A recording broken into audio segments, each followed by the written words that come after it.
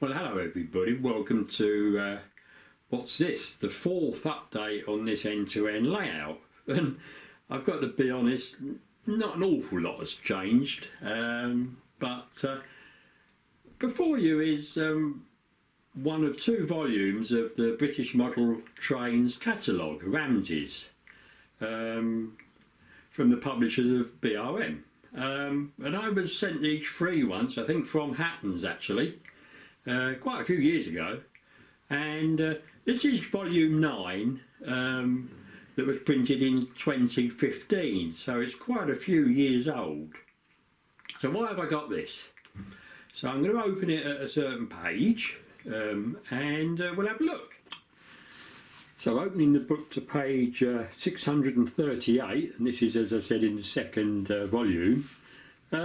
Before us we have a Triang brake carriage in the bright yellow and orange. And if you have a look at above it, you can see that they've got different coach numbers. So we have 34-100. And if I pan up a little bit, if I can,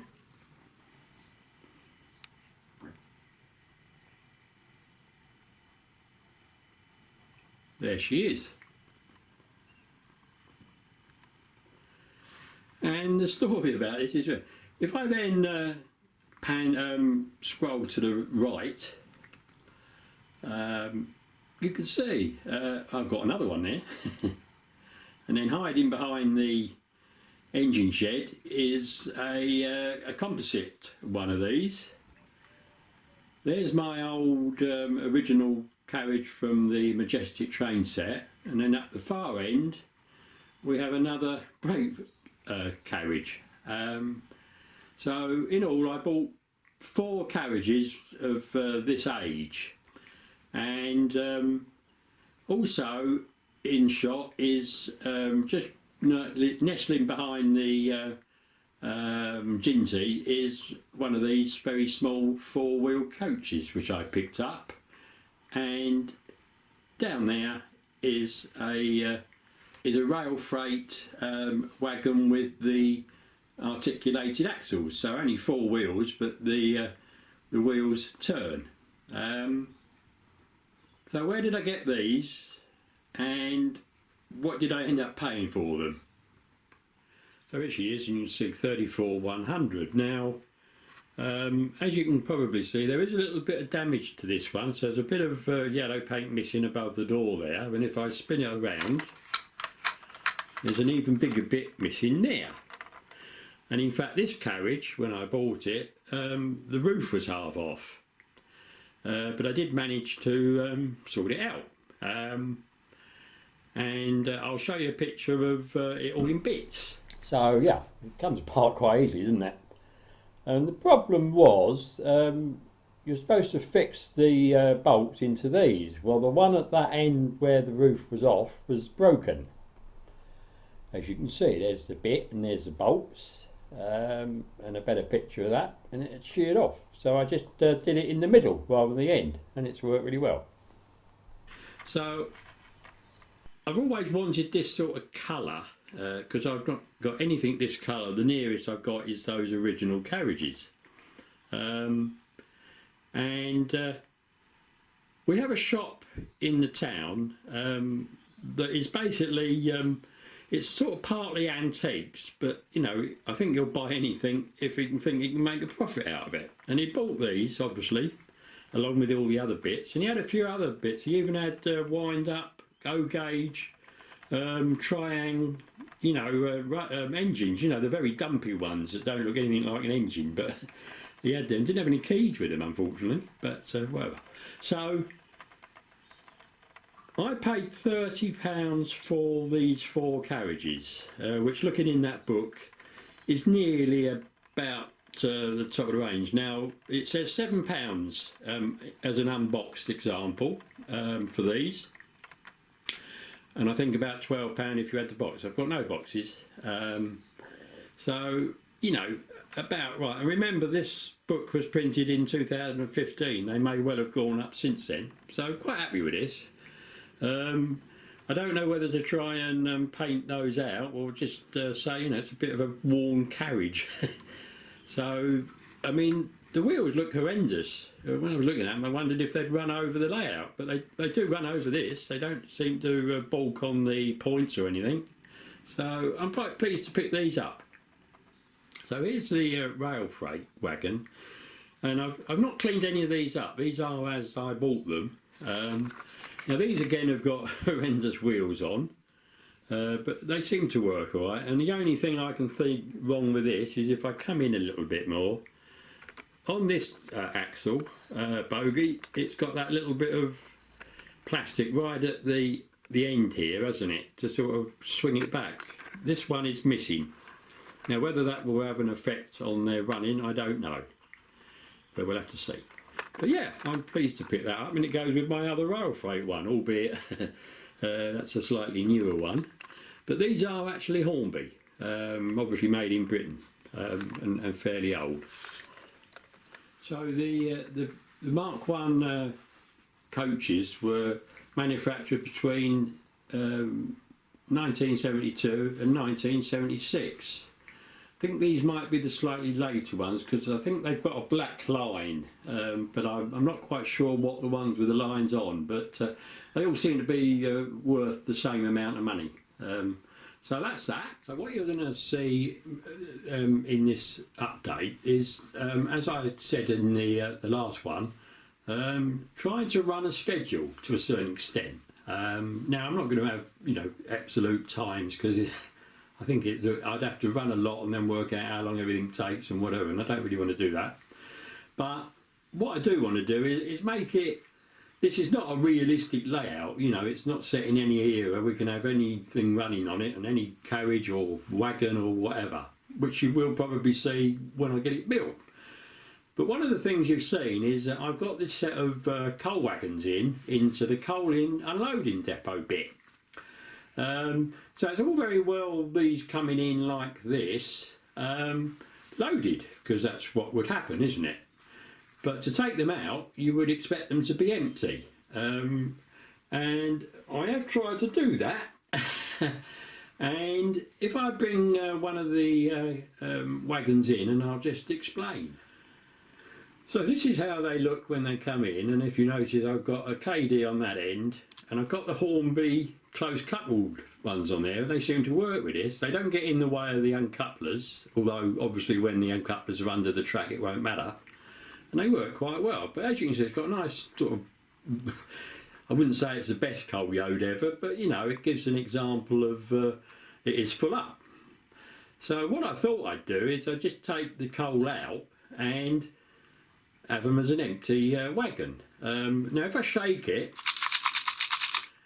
I've got stones in there to give it a bit more weight.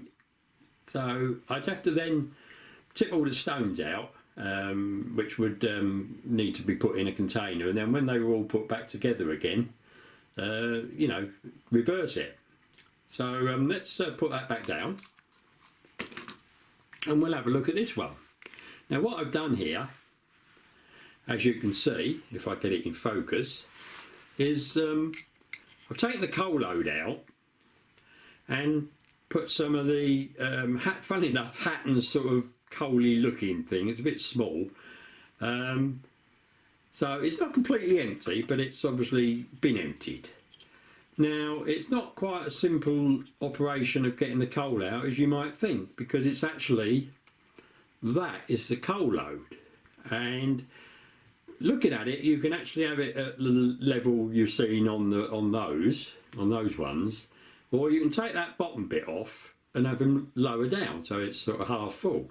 But the thing you do see is that there's a great big threaded bit coming down from the top, and that screw. So what's that for? Well, that in essence holds the chassis to the body, and when you take that screw out, it all falls apart. So what I did with this one, and if I can tip it up without sort of losing all the coal because it's loose, I've got a shorter screw, because if you use the big black one, it comes right up in here. And as although you might not be able to see it, if I get the coal to one end, so the screw still comes through the bottom, but what I've done is I've blackened out the tip of it with a bit of felt tip and then put the coal in to sort of disguise it. I thought, well, okay, I'll do this to all of those. But then I've got to put it all back again, haven't I, to get it to look full up. And I thought, that's a lot of work, isn't it? And you've got to keep all the bits. So what I'm going to do is I've got that one and that will stay as it is. Now what I might do is put some glue in the bottom or even get some better coal and leave that up, right? Let's move on. So what I've decided to do is to do this. So I've got some of my wagons that are empty and have never had a coal load in them, and I thought, well, I might as well use these to show the rake ready to go that's been emptied. And I think the fact that I bring in different wagons, they would probably have been all different wagons, especially in the private era time, because they all had their own little wagons, didn't they? So you can see the one that I've taken the load out on with the Hatton's load in it, I've put that on the front because it's got the KD coupling. But all the others are the normal coupling. Even the back one, which will need to have a brake van fitted.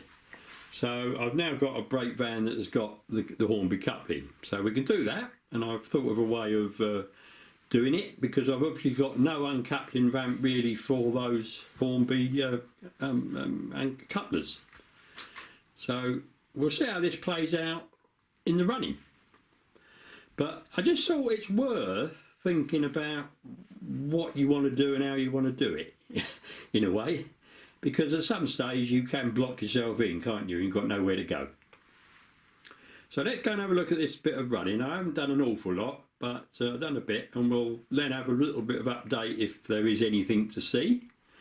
And hopefully it will progress.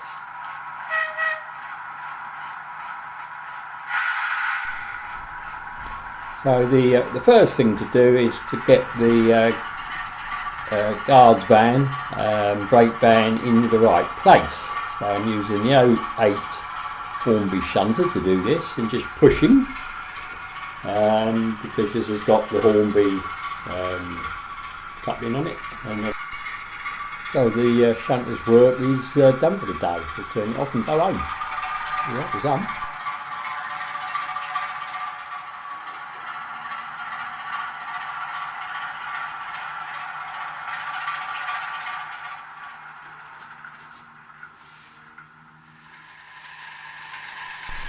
So in comes the Cobra Rail Freight Class 37, Bachmann model with Hornby TTS decoder in it. Don't ask me why.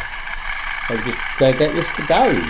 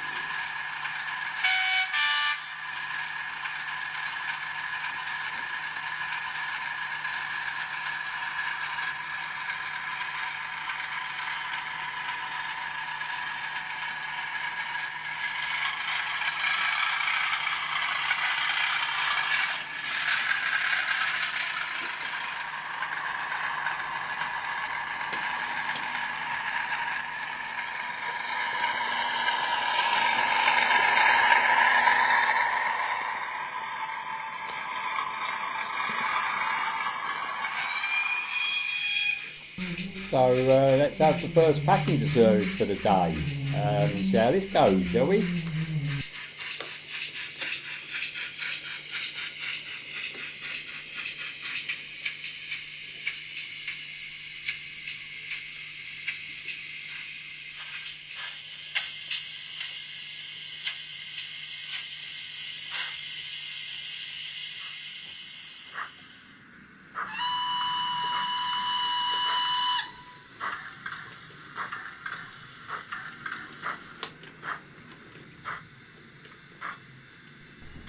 So let's bring in some more banana wagons and see how these get on, shall we?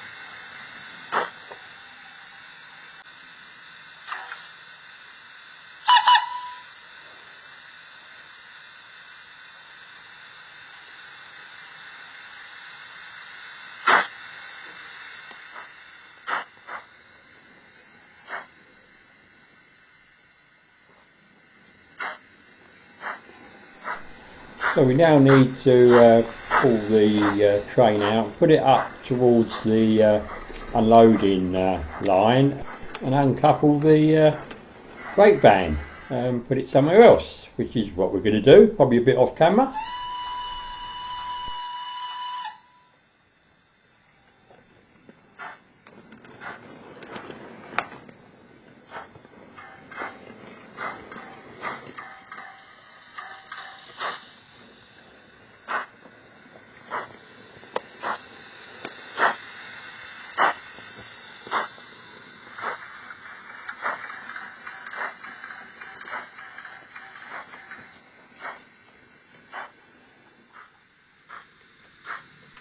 So having done that, all that needs to be done is to push these into the unloading bay and leave them alone.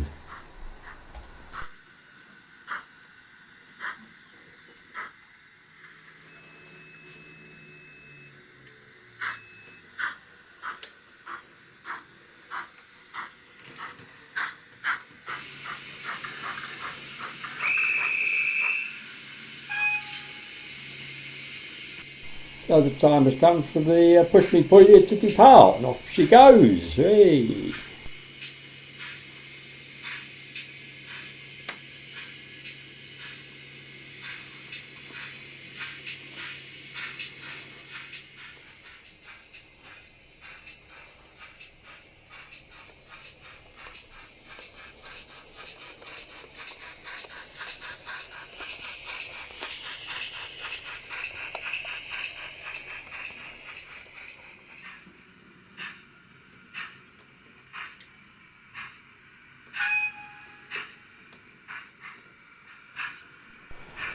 So the 15XX comes in to move out this set of banana wagons that have now been emptied, but unfortunately there's another lot coming and they haven't got a schedule to take these away. So they're going to put it onto one of the other lines, and then both sets of these wagons will be made up into one big train when they will be scheduled with a loco to take them away. So let's see how this all works out, shall we?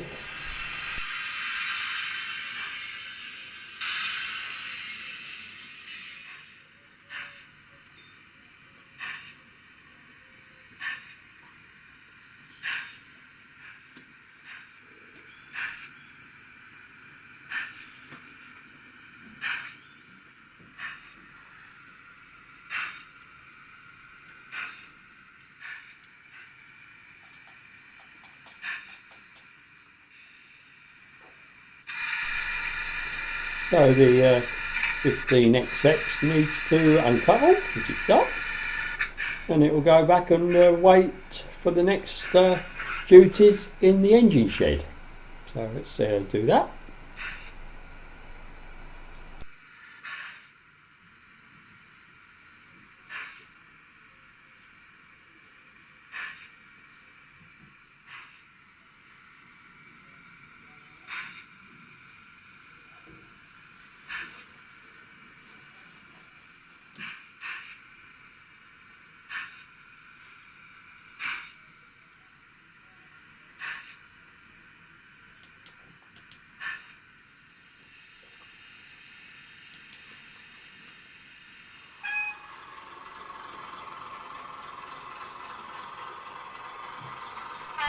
So after having the old-fashioned pull-you-pull-me with the steam loco, the modern era comes in with this 121 bubble car, which will eventually replace the steam engine, the labour-intensive steam engine, and begin to modernise the railways. Whether that's a good thing or not, I don't know. But then in comes the main line train, that's in inverted commas obviously, and we get a transfer of passengers, the ones from the main line trying to get back to where they live, and the ones from wherever that rail car comes from, back to theirs. So the loco uncouples from the Mark 1 carriages and runs round its train to couple on at the other end, ready to depart.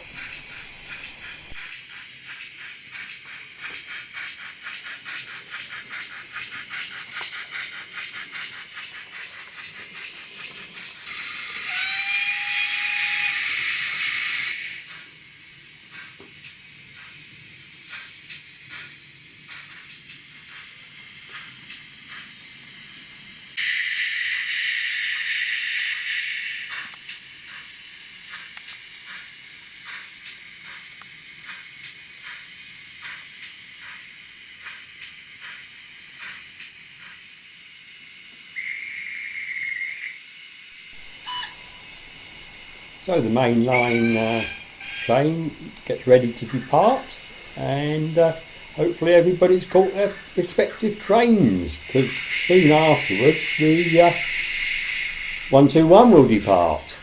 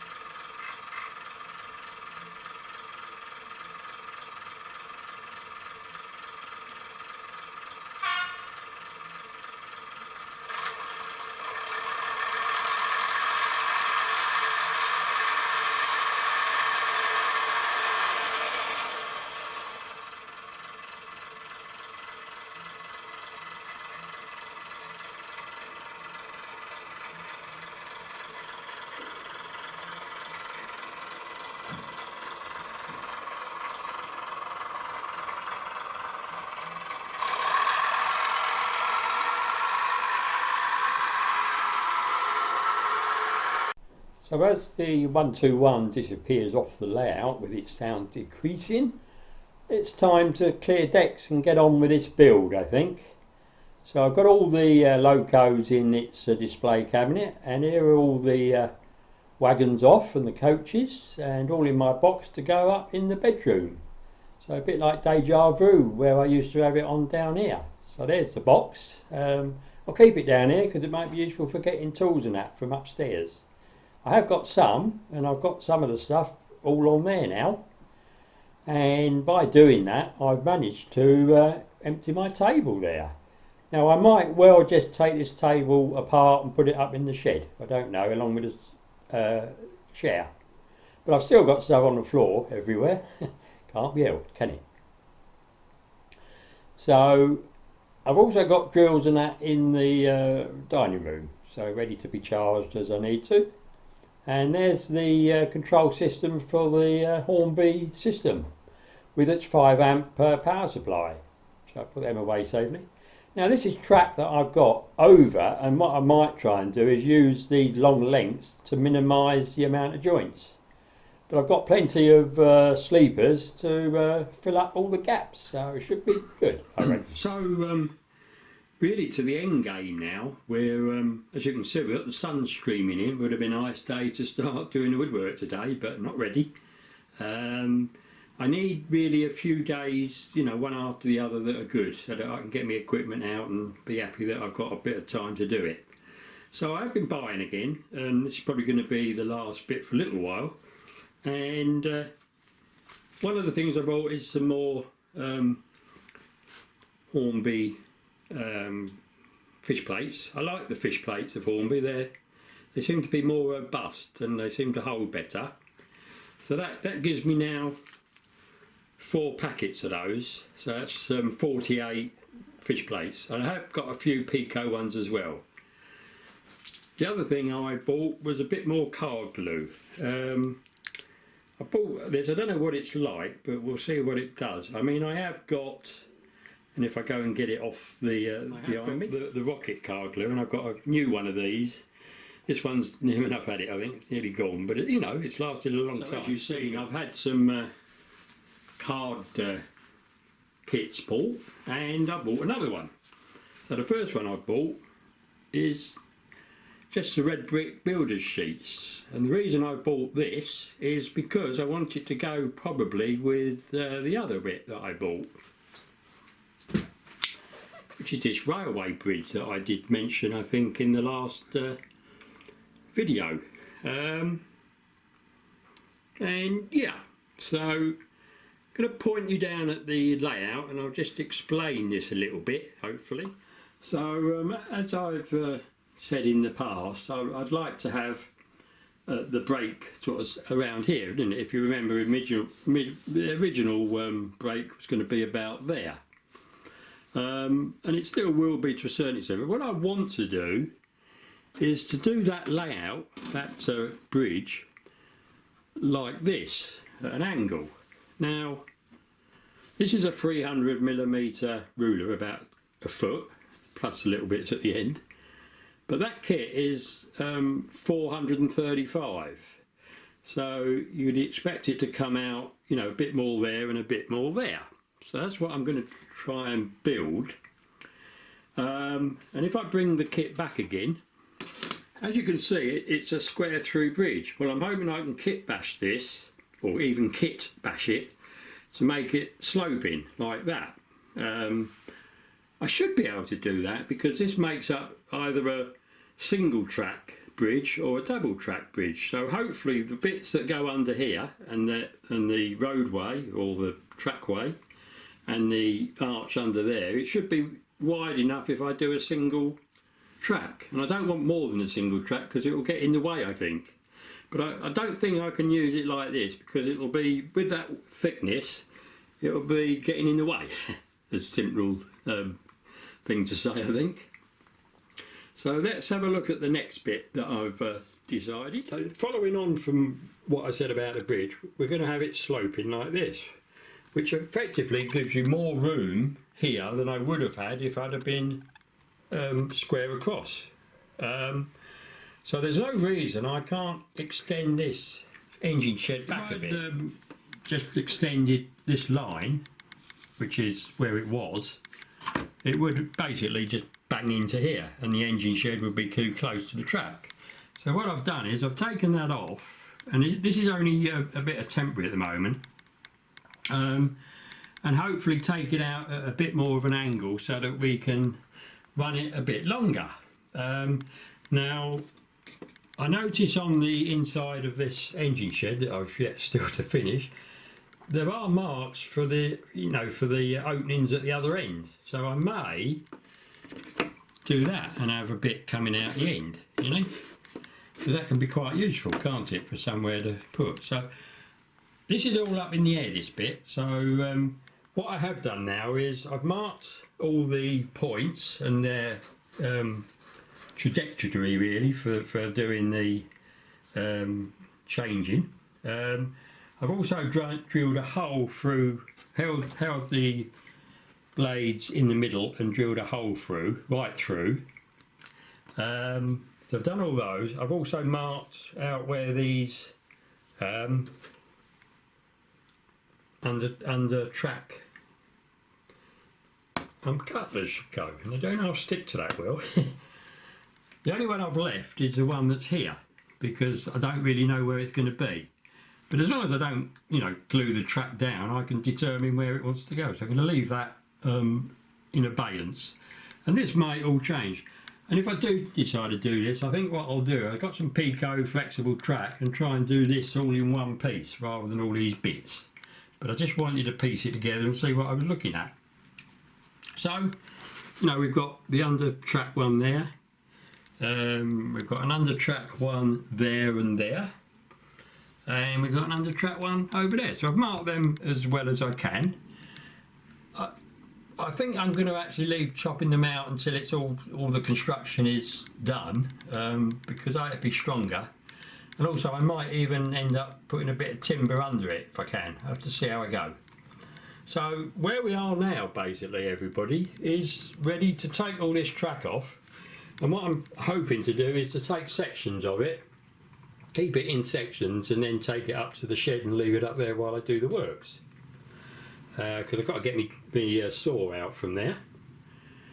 And this bridge, I'm hoping to do a similar thing to the unloading shed and sort of blend it into this back scene. I was looking at that gap there, you see. You know, could I have it running through there? But I don't think that'll work because it's going to be right up here somewhere, isn't it? So it's something to try. I don't know. And obviously, when it comes here, it will just finish. You know, I'd have to. You can't really help it on a end to end, can you? That's not very wide. You know, it's not like having an oval where you can run it off somewhere, is it?